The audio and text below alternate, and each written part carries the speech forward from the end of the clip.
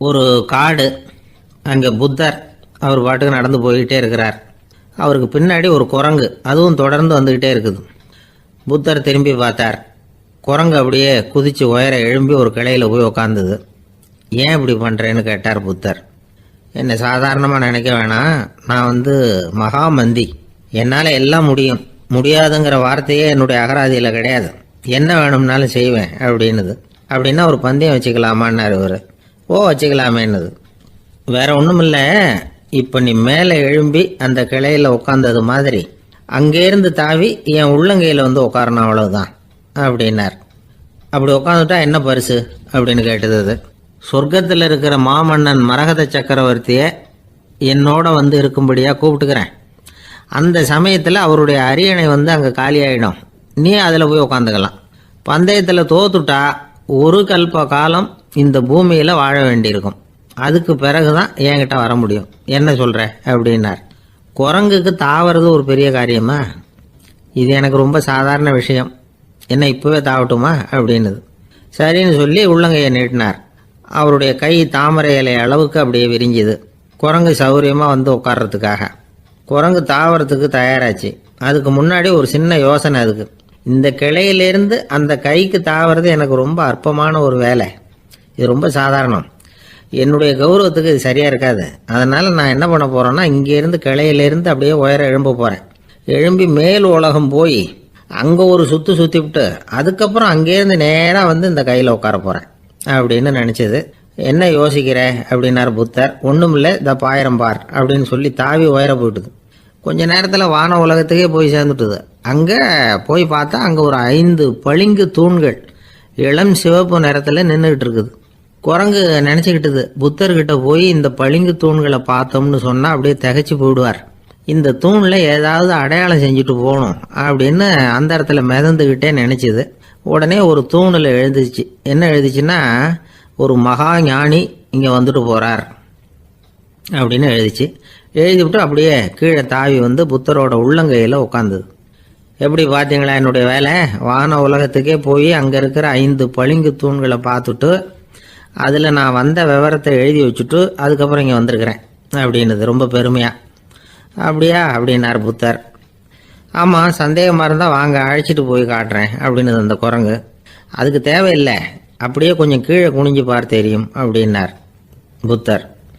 அங்கே பார்த்தா புத்தரோட உள்ளங்கை தெரிஞ்சுது. நல்லா உத்து பார்த்துது. அவரோட ஒரு விரலில் அது எழுதிய வாசகம் தெரிஞ்சுது. குரங்கு யோசனை பண்ணிச்சு, அப்படின்னா வானத்தில் நான் பார்த்தது புத்தரோட விரல்களா அப்படின்னு யோசிச்சுது. இதை புரிஞ்சுக்கிட்ட உடனே அந்த குரங்கோட கர்வம் அழிஞ்சு போச்சான். நம்ம மனசு தான் இந்த குரங்கு. மனம்ங்கிறதும் ஆணவம்ங்கிறதும் ஒரு நாணயத்தின் 2 பக்கங்கள். மனம் உள்ளவரை ஆணவமும் இருக்கும். மனம் அழிஞ்சாதான் ஆணவம் அழியும். மனம் அழிய வேண்டும் அப்படின்னு பெரியவங்க சொல்கிறது இந்த அர்த்தத்தில் தான். நம்ம ஆளுங்க சவால் விடுறதெல்லாம் வேறு மாதிரி. ஒருத்தன் ஒரு வாய்க்காலை தாண்டுறேன்னு பந்தயம் கட்டி தாண்ட முடியாமல் வாய்க்காலில் விழுந்து காலை உடச்சிக்கிட்டு கட்டு போட்டுக்கிட்டு வந்தான். ஏன்டா அப்படின்னு கேட்டாங்க. நான் பந்தயம் கட்டின நேரம் சரியில்லை அப்படின்னா. எப்படிறான்னு கேட்டிருக்காங்க. வாய்க்காலில் தண்ணி இருக்கிற நேரமாக பார்த்து பந்தயம் கட்டியிருக்கணும் அப்படின்னா. ஒரு நாள் காலை நேரம் ஒரு குரு படுக்கையை விட்டு எழுந்திருக்கிறார். உடனே சீடர்களை பார்த்து எல்லாரும் இப்படி வாங்கங்கிறார். எல்லாரும் வர்றாங்க வேகமாக. என்னங்க வேணும் உங்களுக்கு அப்படிங்கிற மாதிரி எல்லாரும் குருவை பார்த்தாங்க பயபக்தியோட. குரு அந்த சீடர்களை பார்த்து, இதை பாருங்கள், இப்போ நான் ஒரு சிக்கலான விவகாரத்தில் மாட்டிக்கிட்டு இருக்கிறேன், அதை நீங்கள் தீர்த்து வச்சா நல்லதுன்னார். சீடர்களுக்கு ஒன்றும் புரியல. என்ன இது இவர் இப்படி சொல்கிறாரு?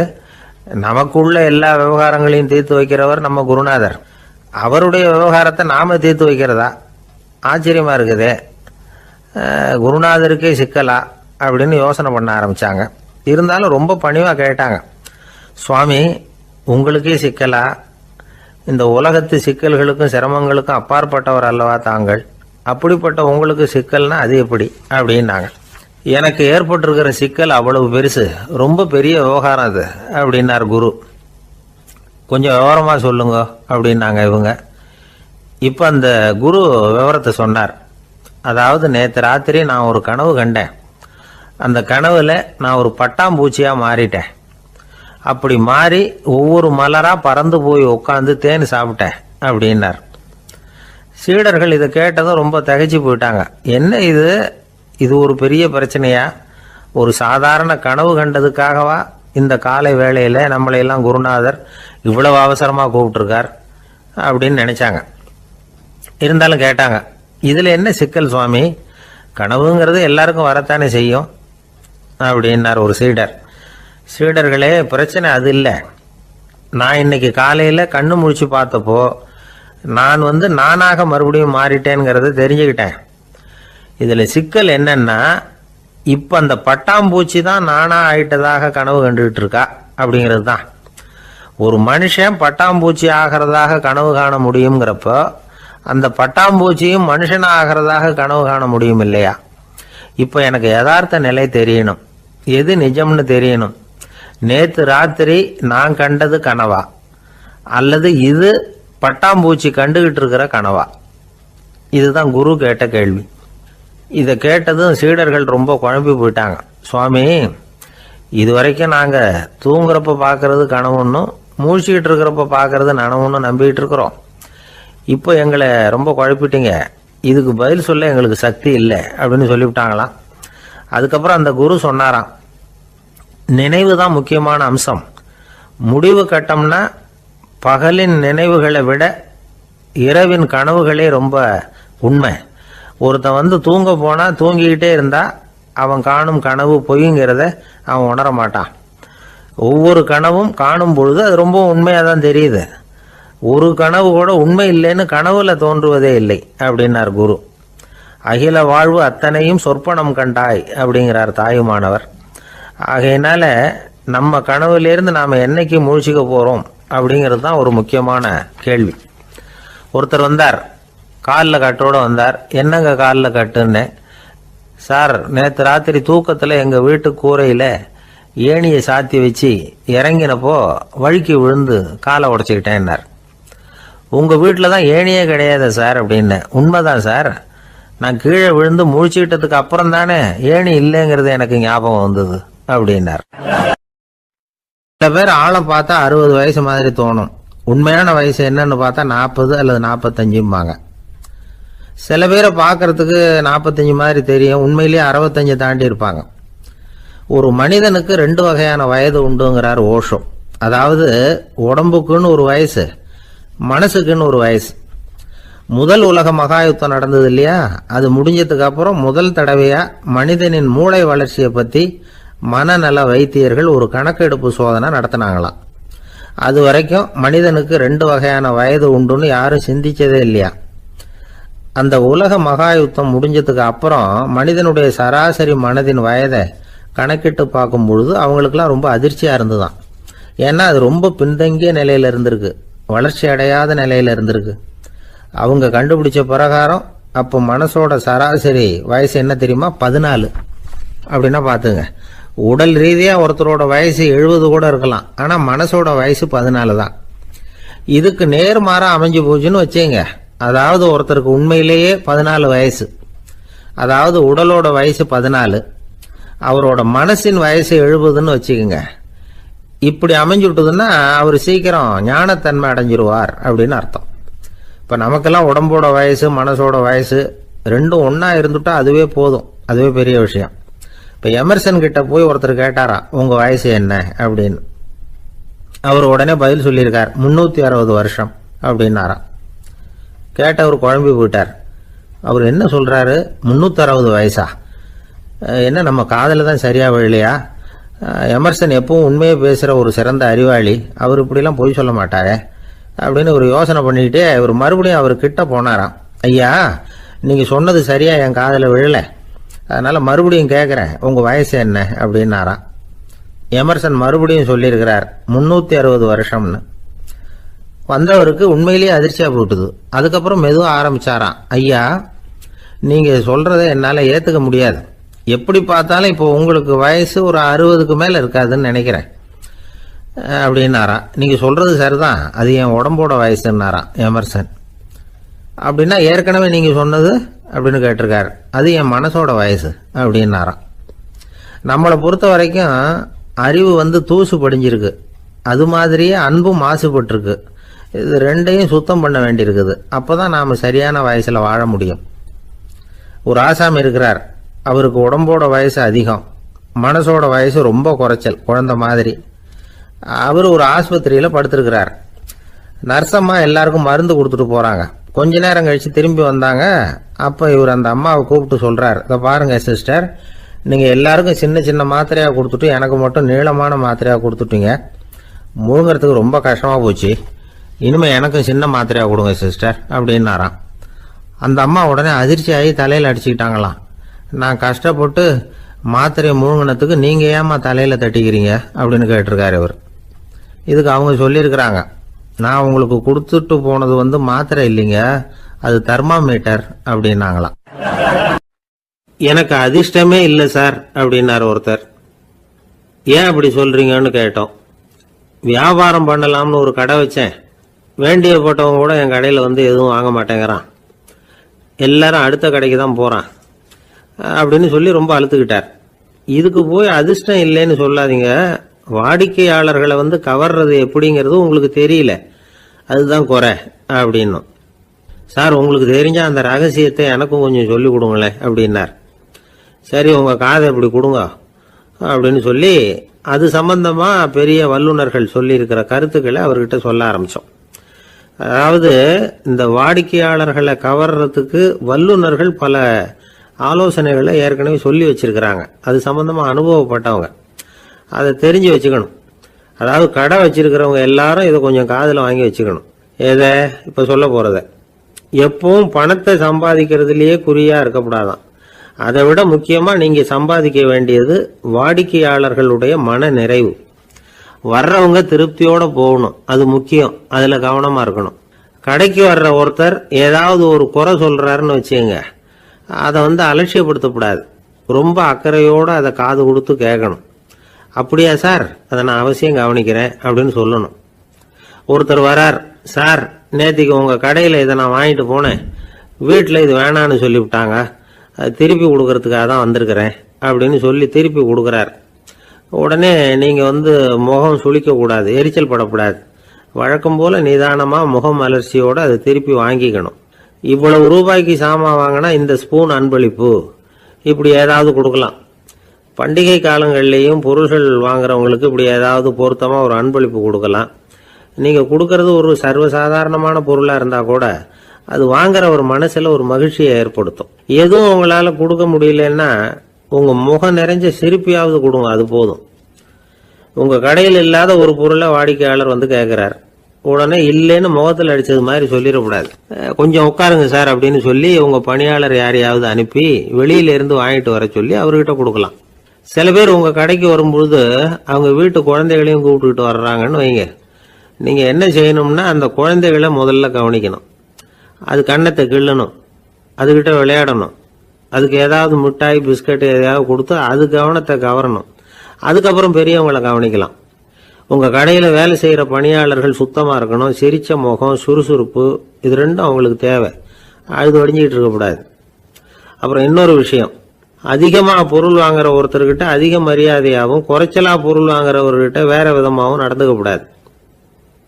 எல்லாருக்கிட்டையும் சமமாக நடந்துக்கணும். 5 ரூபாய்க்கு வாங்கினாலும் சரி, 500 ரூபாய்க்கு வாங்கினாலும் சரி, அவங்கக்கிட்ட நீங்கள் காட்டுற மரியாதையில் வித்தியாசம் இருக்கக்கூடாது. எல்லாத்துக்கும் மேலே உங்கள் கடையில் ஒரு பொருள் வாங்கினா அது உண்மையானதாக இருக்கும், தரமுள்ளதாக இருக்கும் அப்படிங்கிற நினைப்பு ஜனங்களுக்கு வரணும். அதனால் தரமான பொருளையே நீங்கள் உங்கள் கடையில் வச்சுருக்கணும். இது வரைக்கும் நான் சொன்னதையெல்லாம் கவனத்தில் வச்சுக்கிட்டு நீங்கள் கடையை ஆரம்பிச்சிங்கன்னா வியாபாரம் பிச்சுக்கிட்டு போகும். அப்படி போகலன்னா அதுக்கப்புறம் கேளுங்க. ஏன்னா இந்த யோசனைகள்லாம் அனுபவப்பட்டவங்க சொல்லியிருக்கிற யோசனைகள். இந்த யோசனைகளில் நீங்கள் எச்சரிக்கையாக இருக்க வேண்டிய ஒரு விஷயம் உண்டு. அது என்னங்கிறதையும் தெரிஞ்சு வச்சுக்கிறது நல்லது. என்னுடைய நண்பர் ஒருத்தர் வந்தார். சார், உங்கள் யோசனையை கேட்டதுனால நான் ஒரு அறை வாங்கினது தான் மிச்சம்னார். என்ன ஆச்சுன்னு கேட்டேன். எங்கள் கடைக்கு ஒரு பெரிய அம்மா குழந்தைய தூக்கிட்டு வந்தாங்க சார். உங்கள் யோசனைப்படி அந்த குழந்தையோட கண்ணத்தை கிள்ளணும்னு முயற்சி பண்ணினேன். திடீர்னு அந்த நேரம் பார்த்து அந்த குழந்தை தலையை குனிஞ்சிக்கிட்டுது. என் கை குழந்தையோட கண்ணத்துக்கு பதிலாக அதை தூக்கிட்டு வந்தவங்க கண்ணத்தை கிள்ளிவிட்டுது. அதுதான் அப்படி ஆயிட்டுது அப்படின்னார், கண்ணத்தை தடவிக்கிட்டே. ஒருத்தர் ஓடி வந்தார். இன்னொருத்தரை பார்த்து, சார் உங்கள் சைக்கிளை ஒரு நாள் இரவல் கொடுங்களேன், பக்கத்து ஊருக்கு போயிட்டு வர வேண்டியிருக்கு அப்படின்னார். இவர் சைக்கிளை கொடுத்து பத்திரமா கொண்டுட்டு போங்கன்னார். சார், இதை பத்திரமா கொண்டு போகிறேன், கவலையே வேணாம், ஏன்னா இது உங்களோட சைக்கிள் அப்படின்னு நான் நினைக்கல, என்னோட சைக்கிளாக நினைக்கிறேன் அப்படின்னார். அதுக்கப்புறம் தான் இவருக்கு உண்மையாகவே பயம் வந்துட்டுது. ஏன்னா அவர் சொன்னது மாதிரி அதை தன்னோட சைக்கிளாகவே நினச்சி தள்ளிட்டு போட்டா என்ன பண்ணுறது? எது எதை நம்முடையதா நினைக்கணுங்கிறதுக்கு ஒரு வரையறை இருக்குது. சில பேர் ஆஃபீஸையே வீடாக நினச்சி விடுறது உண்டு. அப்படிப்பட்டவங்க கூட வீட்டை ஆஃபீஸாக நினைக்கிறது இல்லை. ஏன்னா வீட்டில் இவர் ஆஃபீஸராக நடந்துக்க முடியறதில்ல. இதெல்லாம் ஒரு பக்கம் இருக்கட்டும், இப்போ விஷயத்துக்கு வருவோம். பொறியியல் மேதை டாக்டர் விஸ்வேஸ்வரய்யா இருந்தார் இல்லையா, பாரத ரத்னா விருதெல்லாம் கொடுத்தாங்களே. ஆஃபீஸ் வேலை வேற, சொந்த வேலை வேற அப்படிங்கிறதுக்கு ஒரு உதாரணமாக இருந்தவர் அவர். மைசூர் மகாராஜா கிட்ட திவானா இருந்தார். அவர் ஒரு நாள் அரசாங்க வேலை காரணமாக வெளியூர் போயிருந்தார். ஹாசன்கிற ஊருக்கு பக்கத்தில் ஒரு பயண மாளிகை, அங்கே தங்கிவிட்டார். ராத்திரி அங்கே தங்கி இருந்துட்டு விடிஞ்சதும் ஊருக்கு திரும்புறதாக திட்டம். ராத்திரி தூங்குறதுக்கு ரொம்ப நேரம் ஆயிட்டுது. ரொம்ப நேரம் வரைக்கும் அரசாங்க சம்பந்தப்பட்ட வேலைகளையே பார்த்துக்கிட்டு இருக்கிறார்.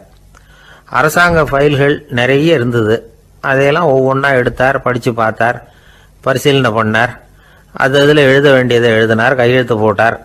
ஒரு வழியாக அந்த வேலையெல்லாம் முடிஞ்சுது. அதுக்கப்புறம் என்ன பண்ணார்னா, தன்னுடைய சூட்கேஸை திறந்தார். அதிலிருந்து 2 மெழுகுவத்தியை எடுத்து கொளுத்தி வச்சார். அந்த பயண மாளிகையில் அது வரைக்கும் எரிஞ்சுக்கிட்டு இருந்த மின்சார விளக்குகளை அணைச்சுட்டார். அதுக்கு பிறகு அந்த மெழுகுவத்தி வெளிச்சத்தில் சில புத்தகங்களை தொடர்ந்து படிக்க ஆரம்பிச்சிட்டார். அந்த பயண மாளிகையில் பணியாளராக இருந்தவர் இதை பார்த்துட்டு ஓடி வந்தார். மறுபடியும் மின் விளக்கு போடுறதுக்காக போனார். விஸ்வேஸ்வரய்யா அதை பார்த்துட்டு போட வேணாம்ட்டாராம். இது வரைக்கும் நான் அரசாங்க அலுவல்களை கவனிச்சுக்கிட்டு இருந்தேன், அதனால மின் விளக்குகள் அப்போ எரிஞ்சதில் தப்பு இல்லை. இப்போ நான் புத்தகம் படிச்சுக்கிட்டு இருக்கேன், இது என்னுடைய சொந்த வேலை, இங்கே இருக்கிற மின் விளக்கு அதுக்காக ஏன் எரியணும் அப்படின்னு கேட்டாராம். இப்போ இருக்கிற சில அரசு பணியாளர்கள்கிட்ட இந்த சம்பவத்தை பேச்சோட பேச்சா சொல்லி பார்த்தேன். அவங்களால இதை ஜீரணிக்கவே முடியல. நேர்மை தேவைதான் சார், அதுக்காக அவ்வளவு தூரத்துக்கு அது தேவையா அப்படிங்கிறாங்க. விஸ்வேஸ்வரய்யா அப்படி பண்ணினது தான் ஒரு நேர்மையாளர் அப்படின்னு இந்த உலகத்துக்கு நிரூபிக்கணுங்கிறதுக்காக இல்லை. தான் அப்படி நடந்து காட்டினா தன்னை சுற்றி இருக்கிறவங்களும் அதை கேள்விப்படுறவங்களும் முடிஞ்ச அளவுக்கு பொது வாழ்க்கையில் அரசு பணியில் நேர்மையை கடைபிடிக்க முயற்சி பண்ணலாமே அப்படிங்கிறதுக்காகத்தான். இப்போவும் சில பேர் இருக்கிறாங்க, இவங்க ஆஃபீஸ் வேற வீடு வேறன்னு நினைக்கிறது இல்லை, அவ்வளோ உரிமை. ஒருத்தர் அப்படிதான், அவருக்கு அவசரமாக 5000 ரூபா தேவைப்பட்டது. ஆஃபீஸு பணத்தை எடுத்துக்கிட்டார். அந்த நேரம் பார்த்து ஆடிட் வந்துட்டுது, ஆப்பிட்டுக்கிட்டார். விசாரணை நடக்குது. அவர் சொல்கிறார், சார் நான் நேரம் காலம் பார்க்காம ஆஃபீஸில் வேலை செய்வேன், ஏன்னா அதை என்னோட ஆஃபீஸாக நினைக்கிறேன். அவசரத்துக்கு அந்த பணத்தை எடுத்தேன், மறுபடியும் வச்சுடலாம்னு தான் இருந்தேன், அதுக்குள்ளே இப்படி ஆயிட்டுது. நீங்கள் என்ன நினச்சாலும் சரி, நான் ஆஃபீஸ் வேற வீடு வேற அப்படின்னு நினைக்கிறது இல்லை, அது என்னோட சுபாவம் அப்படின்னார். விசாரணை பண்ணவர் தீர்ப்பு வழங்கினார். உங்கள் சுபாவத்துக்கு மதிப்பு கொடுத்து நானும் தீர்ப்பு வழங்குறேன். நீங்கள் கொஞ்ச நாள் ஜெயிலில் இருந்துட்டு வாங்க, அது உங்களுக்கு கஷ்டமாக இருக்காதுன்னு நினைக்கிறேன். ஏன்னா அங்கே போனாலும் நீங்கள் உங்கள் சுபாவப்படி வீடு வேற ஜெயில் வேறன்னு நினைக்க மாட்டீங்க அப்படின்னாராம். ஒரு நண்பர் யாருக்கோ ஃபோன் பண்ணிட்டு இருந்தார். அவர் பேசி முடிச்சதும் நான் அவரை பார்த்து, இப்போ ஃபோன் பண்ணீங்களே அந்த ஃபோன் நம்பர் என்ன அப்படின்னு கேட்டேன். அவர் தலையை சொரிஞ்சுக்கிட்டார், ஞாபகம் வரலன்னார். சரி சார் அதை விடுங்க, உங்கள் மனைவி பேர் என்ன அப்படின்னு கேட்டேன். மாலதின்னார். என்ன சார் இது வேடிக்கை, கொஞ்ச நேரத்துக்கு முன்னாடி பேசின ஃபோன் நம்பர் மறந்து போச்சு, எப்போவோ கல்யாணம் பண்ணிக்கிட்ட மனைவி பேர் மறக்கலை, அதை கரெக்டாக சொல்லிவிட்டீங்களே அப்படின்னு கேட்டேன். அவர் என்ன ஒரு மாதிரியாக பார்த்தார். அவர் அப்படி என்னை பார்த்ததில் ஒன்றும் தப்பு இல்லை, ஏன்னா நாம் எல்லாருமே அப்படித்தானே, ஒரு குறிப்பிட்ட காரியத்துக்காக தொலைபேசியில் ஒருத்தட்ட பேசுகிறோம், அதுக்கப்புறம் அந்த எண் நமக்கு அனாவசியம், அதனால் மறந்துடுறோம். இதுக்கு பேர் தான் தற்காலிக ஞாபகம். ஆனால் மனைவி பேரை மறந்துட முடியுமா? முடியாது. அது அவசியமான ஒன்று. அடிக்கடி அந்த பேரை உபயோகப்படுத்துகிறோம், அதனாலேயும் அது முக்கியங்கிறதுனாலேயும் அதை மறக்கிறது இல்லை. இதுக்கு பேர் நிரந்தர ஞாபகம். சரி, இந்த தற்காலிக ஞாபகம் நிரந்தர ஞாபகம் இது 2 ஞாபக அளவுகளையும் கட்டுப்படுத்துறது எது அப்படின்னா மூளைக்குள்ள நடக்கிற மின்சார நடவடிக்கைகள் தான். தற்காலிக ஞாபகம் ஒரு மின்னல் மாதிரி தோன்றி மறையுது. நிரந்தர ஞாபகம் ஒரு படிவம் போல மூளையில படிஞ்சுடுது. ஒரு சம்பவத்தின் பல பிரதிகள் மூளையில பல்வேறு பகுதிகளிலேயும் படியறதுனால ஒன்னு மறைஞ்சாலும் மறந்தாலும் இன்னொன்னு மறையறதில்ல. இப்படிப்பட்ட நிலைமையில தான் இந்த தொண்டையில இருக்கு வாயில வரமாட்டேங்குது சார் அப்படிமா. ஒருத்தருக்கு எந்த துறையில ஆர்வமும் ஈடுபாடும் அதிகமோ அது சம்பந்தமான ஞாபக சக்தி அதிகமா இருக்கும். தொழிலை விரும்புகிற ஒரு டெலிபோன் ஆபரேட்டருக்கு எண்கள்லாம் நல்ல ஞாபகம் இருக்கும். அது மாதிரி கவிஞர்களுக்கு வார்த்தைகள் நல்ல ஞாபகத்தில் இருக்கும். இது ஒரு பக்கம் இருந்தாலும் ஒரு மூளை எண்களை விட எழுத்துக்களை விட படங்களை ரொம்ப சுலபமா ஞாபகத்தில் வச்சுக்குது. புரிஞ்சுக்கிற தன்மை, அனுபவம், புத்தி கூர்மை இது கூடி குறையறத பொறுத்து ஞாபக சக்தியும் ஏறும் இறங்கும். இப்போ உதாரணத்துக்கு ஒரு பையனுக்கு படிச்சது எதுவும் ஞாபகத்தில் இல்லைன்னா அவன் அதை சரியா புரிஞ்சுக்கலன்னு அர்த்தம். இந்த மறதிங்கிறது எந்த சமயத்தில் ஒரு பிரச்சனை ஆகுது தெரியுமா? உங்களுக்கு வேண்டியப்பட்ட ஒருத்தரை ஞாயிற்றுக்கிழமை சாயந்தரம் சரியா 5 மணிக்கு கடற்கரைக்கு வர சொல்லிவிட்டு அந்த நேரத்தை மறந்துட்டா அது பரவாயில்ல, வர சொன்னதையே மறந்துட்டாதான் நிலைமை மோசம்னு அர்த்தம். இப்படி இருந்தா இது சிகிச்சை எடுத்துக்க வேண்டிய நிலைமைங்கிறத புரிஞ்சுக்கணும். ஆமா, இதுக்கும் மருந்து இருக்கு. ஆனா மூளை குறிப்பிட்ட அளவுக்கு கீழே இயங்குறப்போவோ இன்னொன்னு சொல்லுவாங்க, இந்த நியூரோ டிரான்ஸ்மிட்டர் அப்படின்னு சொல்லுவாங்க. அப்படிங்கிற மூளை ரசாயனம் ரொம்பவும் குறைஞ்சி போறப்போ மட்டும்தான் உபயோகப்படும். டாக்டர் என்ன சொல்றாங்க தெரியுமா? மூளையை பொறுத்த வரைக்கும் அதுல ஞாபக சக்தி அதிகமா உள்ள மூளை, மறதி உள்ள மூளை அப்படின்னு ஒன்றும் கிடையாது அப்படிங்கிறாங்க. நினைவு வச்சுக்கிறதுக்கு பயிற்சி அளிக்கப்பட்ட மூளை, பயிற்சியற்ற மூளை அப்படின்னு வேணும்னா சொல்லலாம் அப்படின்னு சொல்றாங்க. அதனால நம்ம ஞாபக சக்திங்கிறது நம்ம கிட்ட இருக்கிற பயிற்சி, முயற்சி இதை பொறுத்து தான் அமையும். ஒருத்தர் ஒரு பென்சிலை எங்கேயோ வச்சுக்கிட்டு தேடிக்கிட்டு இருந்தார். அப்புறம் என்னமோ தீவிரமா யோசனை பண்ணி அதை ஞாபகப்படுத்தி பார்த்துக்கிட்டு இருந்தாராம். எதிரில் உட்கார்ந்து இருந்தவர் சொன்னார், பென்சிலை தானே தேடிட்டு இருக்கீங்க, அது உங்க வலது காதுல இருக்குது சார் அப்படின்னாராம் அவரு. இதுக்கு அவரு சொல்லியிருக்காரு, பென்சிலை வலது காதுல தான் வச்சிருக்கேங்கிறது எனக்கு நல்லா ஞாபகம் இருக்கு, ஆனா எது வலது காதுங்கிறது தான் மறந்து போச்சு அப்படின்னாராம். அவர் அதை தான் யோசிச்சுட்டு இருந்திருக்கிறார்.